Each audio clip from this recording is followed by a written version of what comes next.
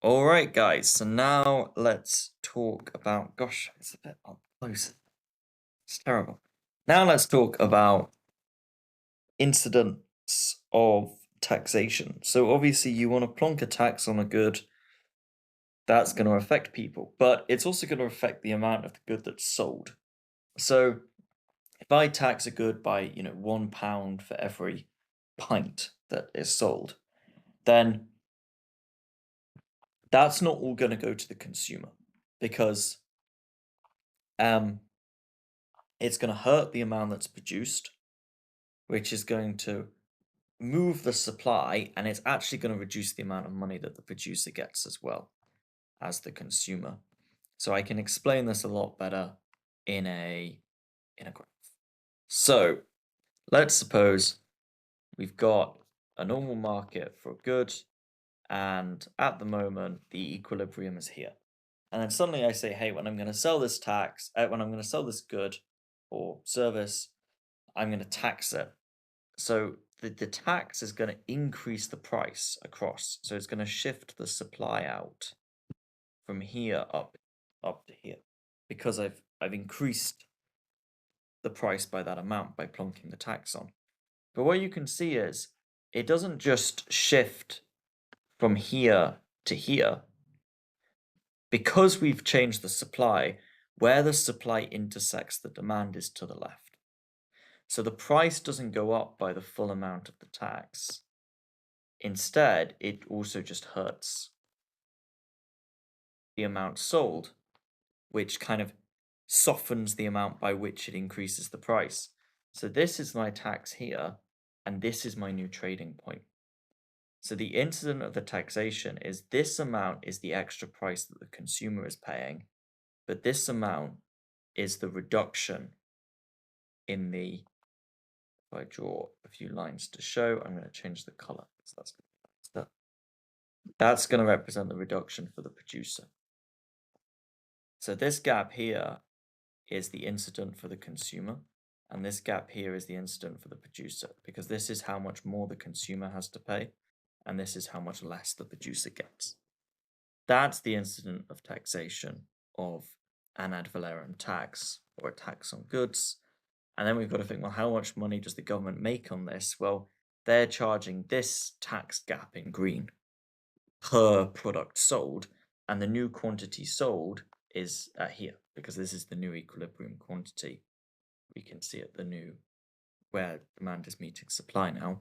So you times the amount that the government gets per goods by the amount of goods, right? If I get £2 in tax per chocolate bar and 100 chocolate bars are sold, £2 times 100 gives me the total revenue from that. That's 200. So it's the tax times by the amount. This rectangle therefore represents the government revenue. And the new consumer surplus is whatever they've got left over here, because that's the amount that they value it at compared to the price that they pay. And the producer surplus is reduced to down here, because this is the amount that they value it at compared to the price that they actually, the minimum that they would be willing to sell at compared to the price that they get. So you can see consumer surplus has fallen a lot, producer surplus has fallen a lot. There's a lot of government revenue, but the incident is shared. The amount extra that the consumer is paying is not the full amount of the tax, because the producer is also getting a bit less.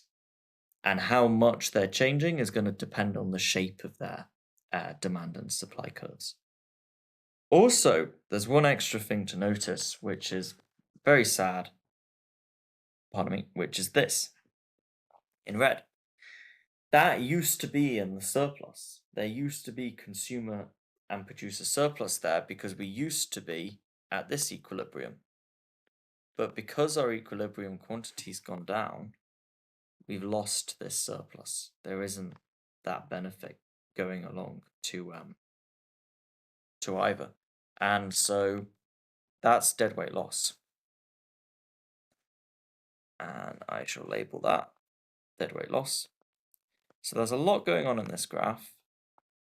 I definitely replay if you're feeling a bit unsure, because I've chucked you through a lot. for a few minute video. But just to recap, incident of taxation is, well, how much more does the consumer have to pay and how much less does the seller get?